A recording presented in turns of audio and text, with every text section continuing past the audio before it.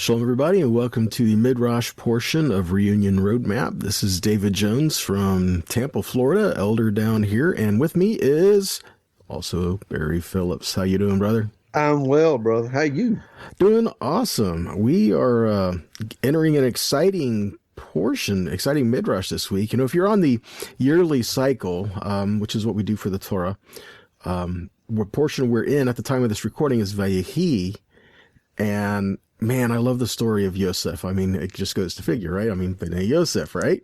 Right. But there's so many people who really don't have any understanding of how this relates to them. And if we can, I was just thinking maybe we can just take a quick 15 minutes and just kind of touch on the major point of why this is relevant to people today. And in order to find where we're here at now and looking towards things we see prophetically and in the future, we need to go back to the beginning.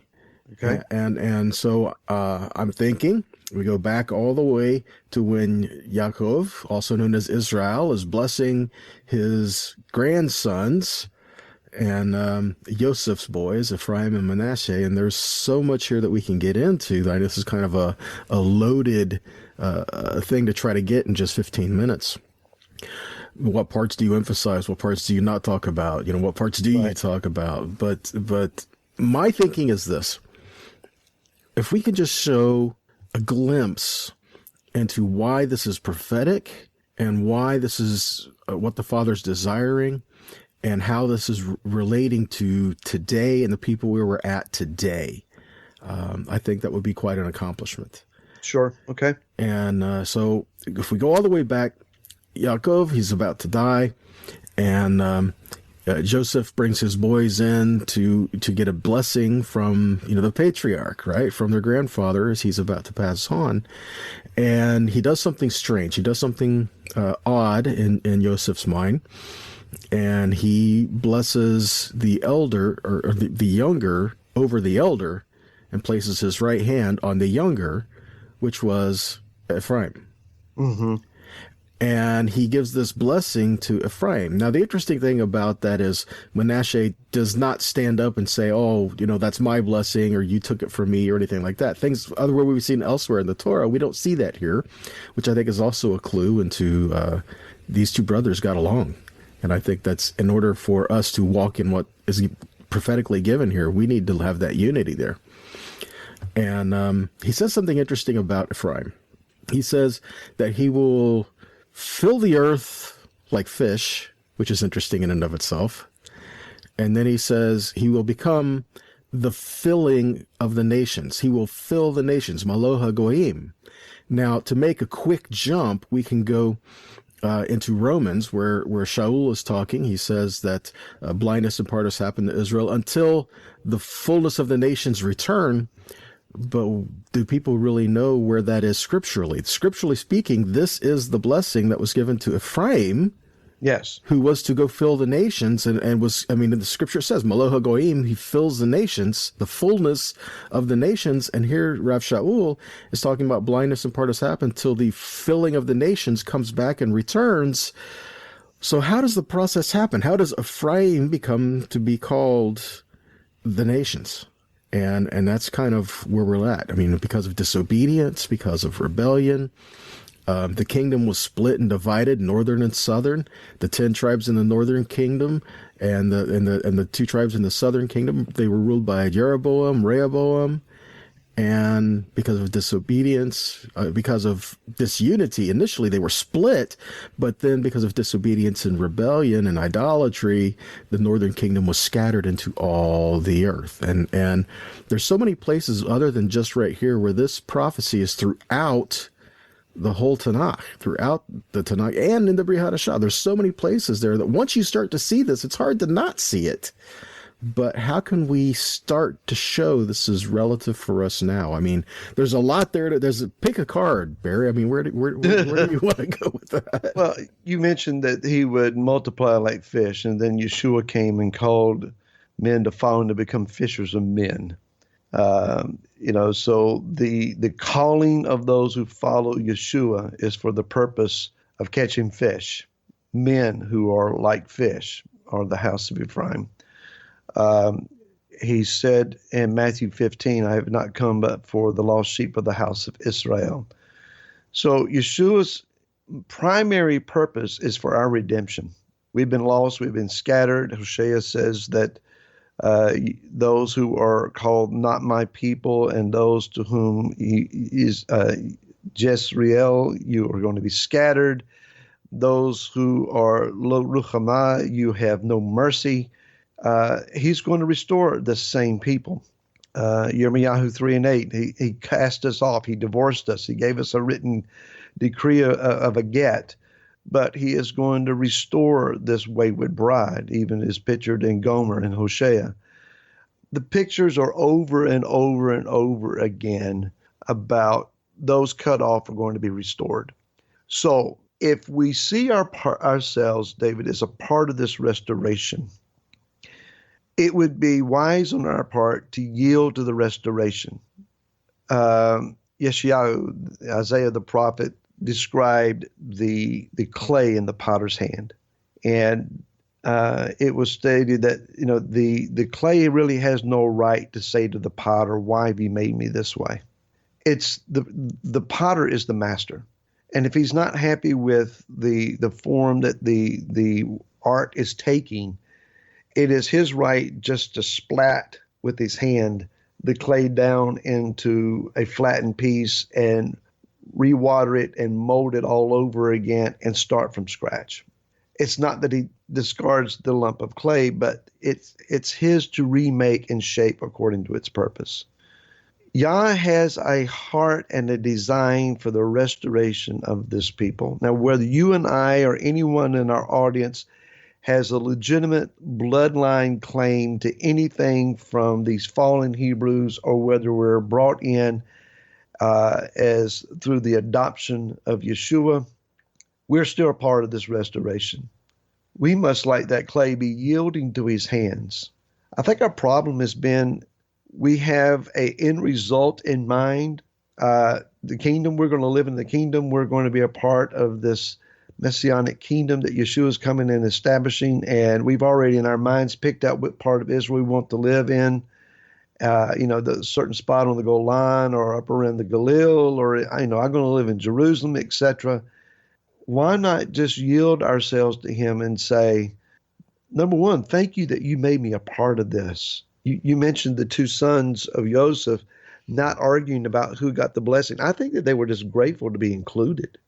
They were elevated through this adoption process from grandsons to the status of first generation sons. Yaakov didn't have to do that, and he didn't do it as Yaakov. He did it as Israel. Yaakov, the man, or Israel, the man of the spirit, the man of prophetic calling. It was Israel who did this work. Just as in the beginning of chapter 49 in this portion, Yaakov's the man's one who calls his sons together. But then it says in verse 2, listen to Israel, your father. This is not just your daddy talking to you. This is your father Israel, the man of the prophetic nature and calling, who's getting ready to describe your future generations. I think there needs to be a humbling mindset among the house of Yosef, in that we're saying, Father, thank you that you include me in the restoration. I'll be what you want me to be. I'll be moldable to what image you have in mind for me. I'll speak according to your word and not according to my preferences. I'm going to let down my offenses at those who I feel have wronged me in whatever systems we came out of. I'm not here to stand on my soapbox and blast away with those that disagree with me. I'm a vessel. Mold me, make me according to your purpose and your image, and I'll speak when you say speak, and I'll hush when you say otherwise. Someone posted on Facebook yesterday something about, wouldn't it be nice if we could just get away from all of the arguments? And I thought, then stop posting the stuff you post. I mean, honestly, I'm about ready to send someone I don't want to do it in a thread. I want to send them a private message. You need to stop. You're calling for unity. You're calling for the ceasing of arguments, and you keep baiting people into these arguments. Stop. Just, if you're going to post something edifying, encouraging, admonishing, something that is positive and encouraging, and stop asking questions where you invite a theological argument. We've had enough of that. All right, now I'm off my soapbox. Well, one of the traits of Yosef is, the name Yosef means to add to and to gather, right? Sure. But then we see how Yosef is put into all the nations, and we see them being assimilated into all the nations. So we become like all the nations. Now, the problem is when you have a whole bunch of different cultures and backgrounds and everything all together, and then everyone trying to come back together into one place, you're going to have clashes. And everyone's going to have, no, we do it this way. No, we do it this way. No, we do it the other way. And we need to learn to be able to see past this and look towards what the Father is calling us to, much like what you were just saying. If we spend all of our time and focus about what we're standing against, no one's going to know what we're standing for. Absolutely. And we need to learn to be more about what we're standing for and to show the heart of the Father and what we're standing for. And that will help to gather what we are standing for. I mean, Yeshua said, come follow me. He didn't say, come oppose the forces with me. And so we're following him. I mean, are we not his Talmidim? Are we not his disciples? But even his disciples had a rough patches and rough ways to go, because after his crucifixion, resurrection, Peter at some point stands up and says, well, that's it. I'm going fishing. He goes back to his old job. And then that's when Yeshua appears back on the shore and tells him to cast the nets on the other side. And just giving them a reminder of, guys, I gave you a task to do. I gave you something at hand, which, how many fish did they catch? 153. And I'm sure you know this, Barry. But 153 numerically is the equivalent of the phrase sons of Elohim. B'nai Elohim, yeah. And so he's telling them, I've sent you to be fishers of men, that you will go and gather the lost sheep of the house of Israel, who he told him to go to. I sent you to the lost sheep of the house of Israel. I have come for the lost sheep of the house of Israel. Caiaphas said, it is expedient that one man die, but not for this nation only, but also for the sons of God that are scattered all over. Well, who were the sons of God that were scattered all over in the first century? How would they know about this? I mean, this is B'nai Elohim, sons of Elohim, which would be all the tribes scattered everywhere.